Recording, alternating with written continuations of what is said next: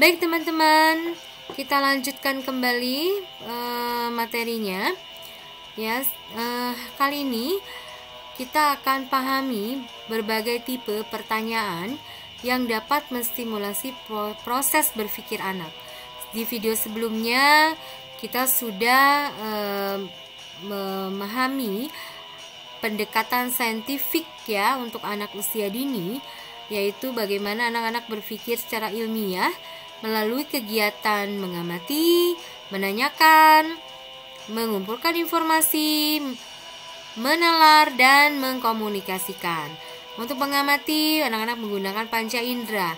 Nah, dalam bertanya, kita gunakan pendekatan 5W1H. Nah, ini adalah tipe-tipe pertanyaan. Ini sebagian besar pertanyaan terbuka yang dapat dijawab anak dengan berbagai jawaban. Ya, teman-teman. Karena itu sangat penting. Ciri-ciri proses berpikir yang kritis, jawabannya lebih dari satu jawaban. Ya, jadi bentuk pertanyaannya juga memiliki tujuan.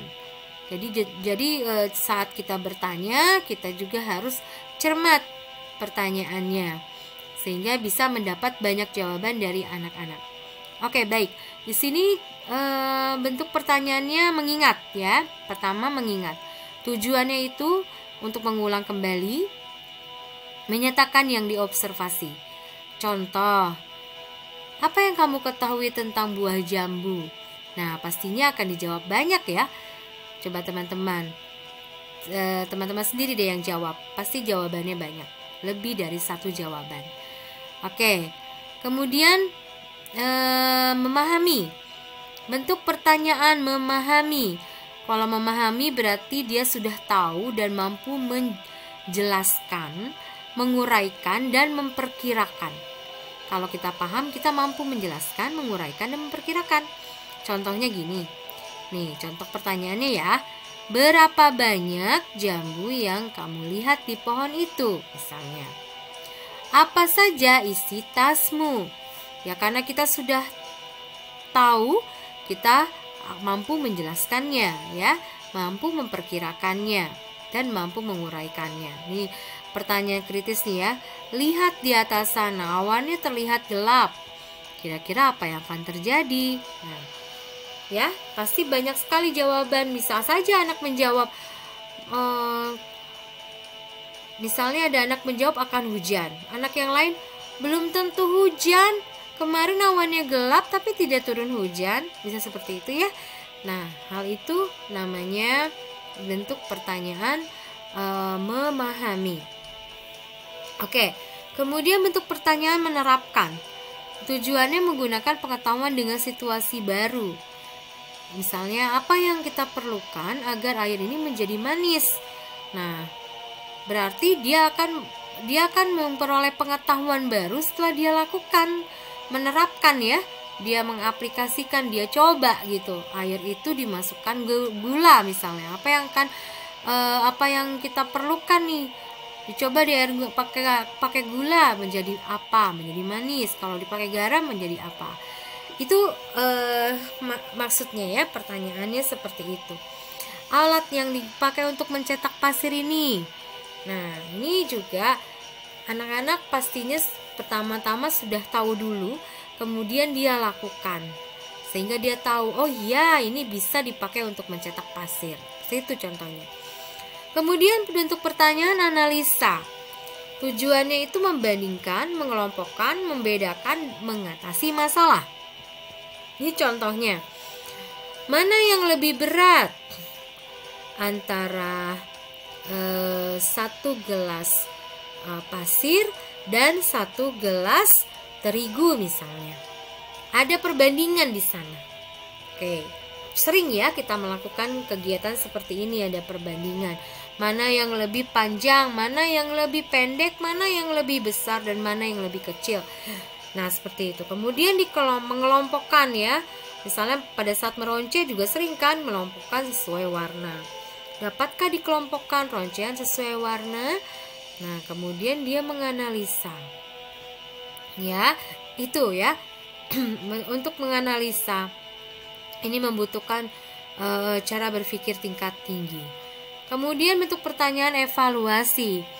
Tujuannya mengkritisi, menilai pernyataan, memutuskan untuk menolak atau menyetujui sesuatu. Ini contoh pertanyaannya. Apa yang terjadi bila ikan tidak memiliki sirip? Nah, guru harus rajin memberikan pertanyaan-pertanyaan kritis ya, untuk dia dapat berpikir dan menyelesaikan masalahnya ya. Nah, dia akan berpikir, akan menganalisa atau mengevaluasi apa ya yang terjadi kalau tidak memiliki sirip. Kemudian, ibu lihat hari ini kamu sangat senang, apa yang membuatmu senang? Dia akan melihat, akan merasakan apa ya, mengingat kembali juga, kemudian mengevaluasi diri. Ya, saya hari ini senang karena ini gitu ya. Oke, bagaimana pendapat kamu kalau tiangnya memakai balok yang kecil? Ini saat dimain balok ya. Nah, pada saat main balok nih, guru juga sebaiknya tidak diam. Dia juga harus aktif juga memberikan pertanyaan kepada anak-anak. Jadi anak-anak apa yang dikerjakan tuh bisa dievaluasi. Mencipta ya, merancang, merencanakan, membuat, menghasilkan ya. Apa yang kamu buat dengan Play-Doh ini contohnya ya? Apa yang kamu buat? Aku tanyakan pada Pak Petani bayam. Bisa kamu ceritakan apa saja yang sudah dibuat? Nah, ini kaitannya dengan dia menciptakan sesuatu, merencanakan sesuatu.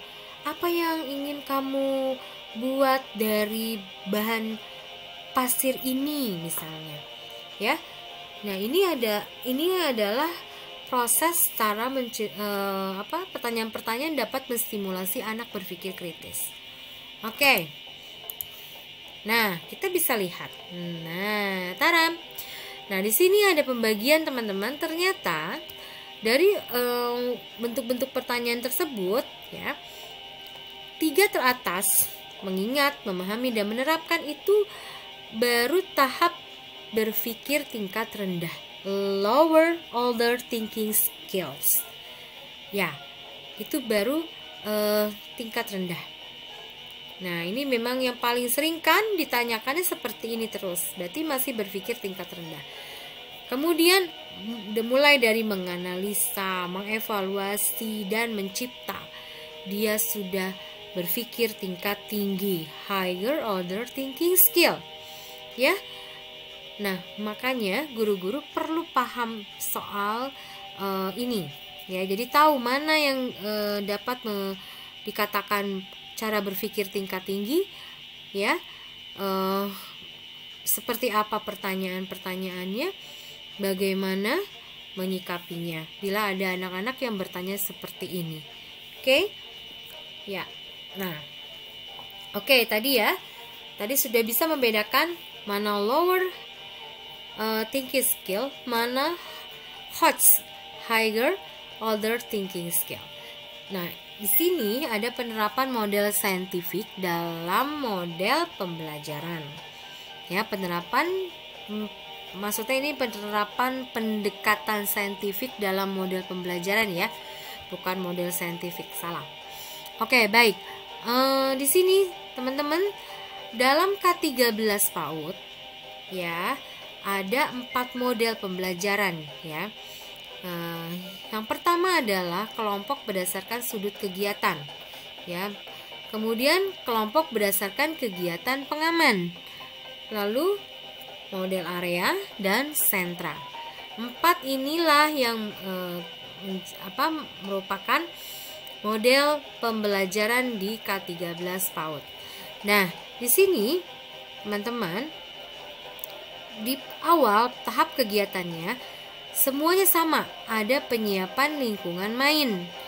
Nah, ini sangat penting ya teman-teman ya. Model apapun yang digunakan ya, dari 4 model ini harus tetap melakukan penyiapan lingkungan main. Nah, ini terkait dengan kegiatan main yang ada dilakukan di sekolah ya teman-teman. Saya men-share ini terkait dengan kegiatan yang di sekolah. Kalau di rumah kita tidak bisa kontrol itu ya. Kalau di sekolah harus ada penyiapan lingkungan main. Menata ragam main itu penting ya. Di sudut ya minimal ada 4 sudut yang akan digunakan ya, 1 sudut untuk dapat diisi dengan beragam kegiatan main. Kalau untuk yang kegiatan pengaman, kelompok berdasarkan kegiatan pengaman, 3 kegiatan mainnya, ragam mainnya, 1 untuk kegiatan pengaman. Sudut baca bisa dijadikan sebagai tempat untuk kegiatan pengaman.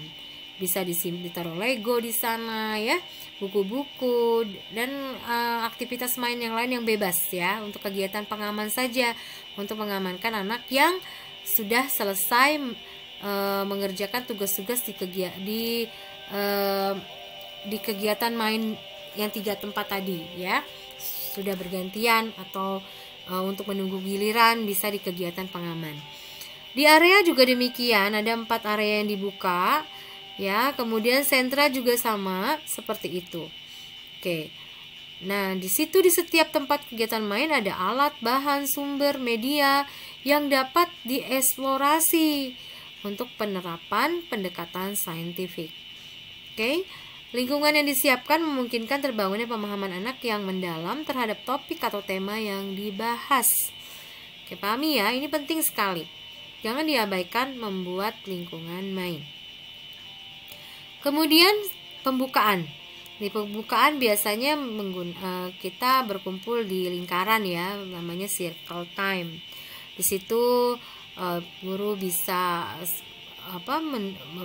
membacakan buku, storytelling, anak berdiskusi dengan anak sebelum kegiatan, persepsi ya.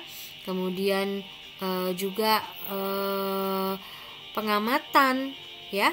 Jadi kalau di sekolah gunakan bahan-bahan yang konkret untuk pengamatan ya. Jadi alat bahan dan sumbernya sebaiknya itu adalah hal yang konkret sehingga anak mendapat pengalaman langsung. Ya. Kemudian anak diberi kesempatan untuk bertanya dan mengungkapkan perasaannya. Baru guru memberikan kesepakatan main sebelum dia masuk ke dalam area-area bermainnya. Oke, pahami ini ya. Nah, terkait dengan kegiatan mengamatan, usahakan menggunakan benda sekonkretnya. Contohnya, setiap kegiatan tema binatang, misal binatangnya ikan, saya akan membawa ikan yang benar, yang sesungguhnya bersama anak-anak untuk dipegang, dilihat, kemudian dikenalkan berbagai halnya. Jadi gunakan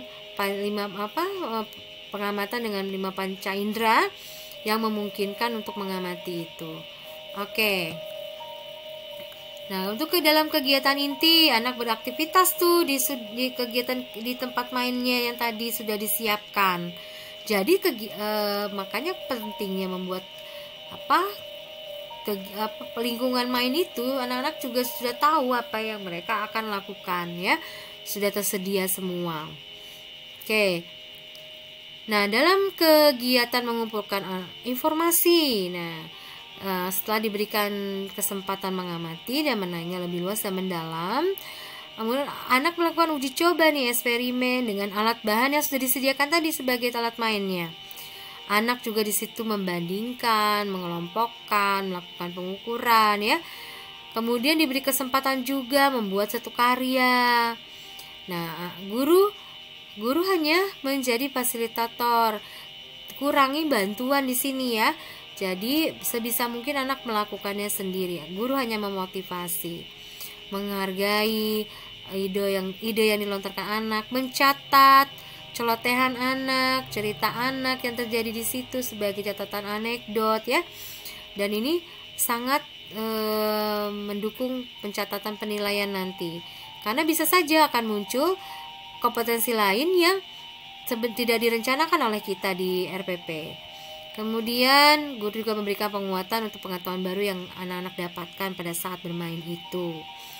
Lalu setelah selesai bermain di lingkaran lagi kita mereka biarkan mengkomunikasikan, bisa melalui verbal atau gambar atau tulisan ya, Saya biasanya menuliskan kosakata di setiap kegiatan main. Baru penutup.